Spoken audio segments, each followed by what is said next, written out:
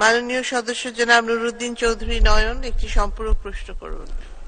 মাননীয় স্পিকার, আপনাকে ধন্যবাদ। আমার নির্বাচনী এলাকায় রায়পুরে 1973 সনে জাতির পিতা বঙ্গবন্ধু শেখ মুজিব একটি এশিয়ার বৃহত্তম মৎস্য প্রজনন ও প্রশিক্ষণ কেন্দ্র স্থাপন করেছিলেন।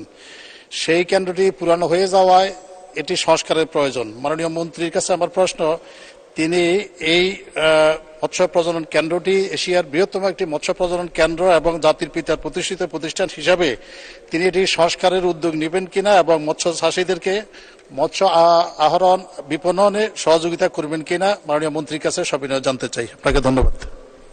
ধন্যবাদ মাননীয় সদস্য। মাননীয় মন্ত্রী।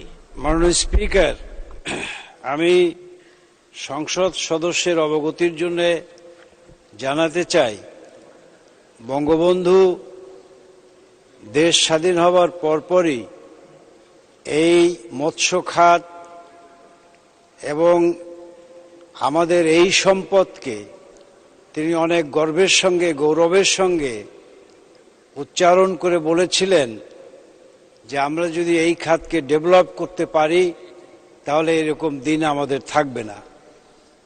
বঙ্গবন্ধু যেই স্মৃতি বিজড়িত মৎস্য প্রজনন কেন্দ্রের কথা আপনার এলাকায় বললেন, অবশ্যই বঙ্গবন্ধুর হাতের ছোঁয়া যেখানে আছে, যেই প্রকল্প নিয়ে তিনি ভাবনা করেছিলেন, চিন্তা করেছিলেন, উদ্যোগ গ্রহণ করেছিলেন, সেটিকে সংস্কার করবার ইচ্ছা এবং সেটি অগ্রাধিকার ভিত্তিতে সেই সংস্কার করবার পরিকল্পনা আমরা গ্রহণ করব। আপনাকে ধন্যবাদ মাননীয় স্পিকার।